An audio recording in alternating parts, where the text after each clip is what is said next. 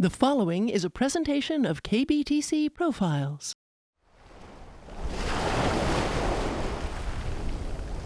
I think any island has a sort of mystery to it. You know, it's out there beyond a little bit. It's outside of our normal realm, and Blake Island offers that. And then when you add on the layers of, you know, knowing something about the history of this place, and it's one of those places. It's kind of an anchor point for a lot of people, I think.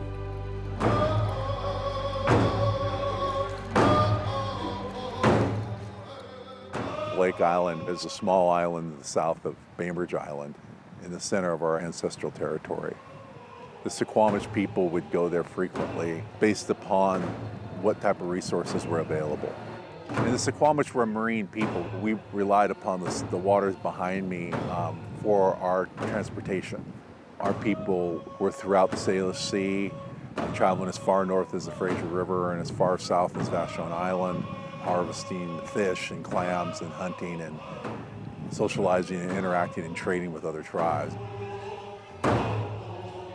Chief Seattle was from Suquamish. His father was a Suquamish leader. His mother was from an Indian village in present Kent Valley. It's been documented that Chief Seattle was born on Blake Island, so he had roots, very deep ancestral roots here, of course.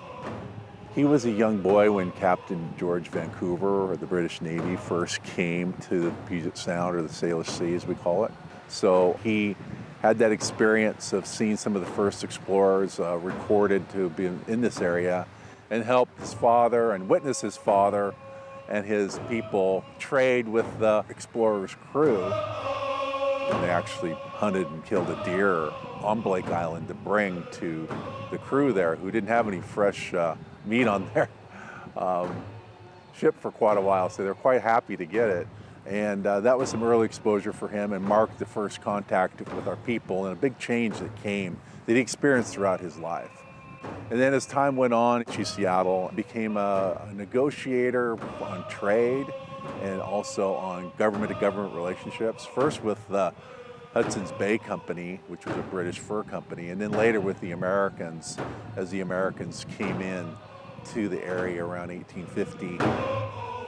I think the combination of being an ambassador to the first people of Seattle and helping them, and also being a go-between between the U.S. government and the tribes, was an important role that Chief Seattle was recognized for.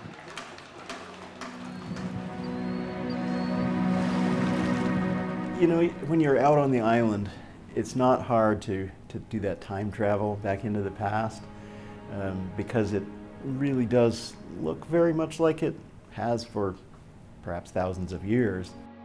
You can almost close your eyes and think about, you know, Vancouver's ship anchored over there, and the other members of the crew going out in their rowboats to measure the shoreline.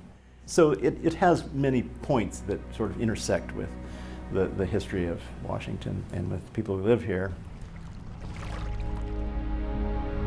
In the 50s, when Blake Island became a state park, there was a proposal initiated by a gentleman named Hewitt that it could be a centerpiece of sharing that indigenous tradition with visitors.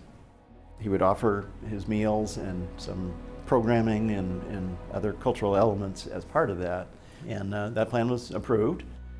By the mid-70s, 100,000 people a year were visiting the island, many of them to come to Telecom Village, and then came COVID-19.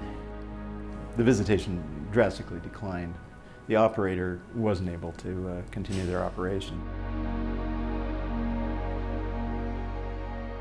Telecom Village, you know, it's sitting empty now. We're hoping somebody will come save it, but who knows?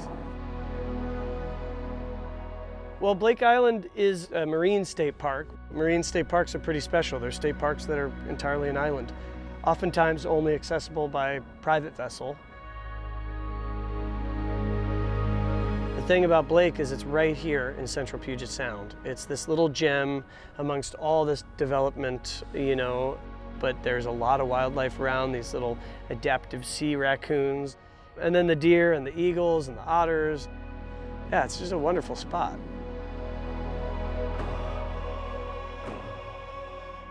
Hawks to the hill. Hawks to the hill. Good morning. It's a beautiful day to be here at Chief Seattle's gravesite memorial. We appreciate all the people that traveled close and those that traveled far to be with us today. You know, being that Chief Seattle was born on Blake Island and his life overlapped so many historic events, he was able to experience and adapt to a lot of change. And he's known as a diplomat, and he's also known as a person of vision. He talked about our culture and our spirituality and our strong relationship to the land and the waters, and how he hoped that that could continue.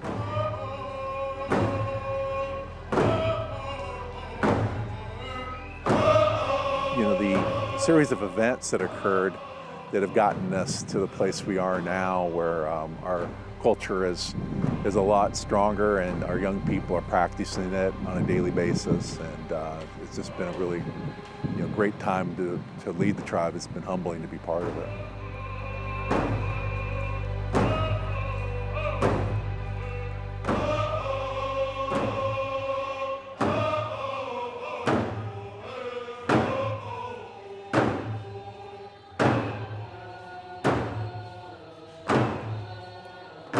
Funding for this edition of KBTC Profiles provided by the KBTC Association. KBTC profiles are available at kbtc.org.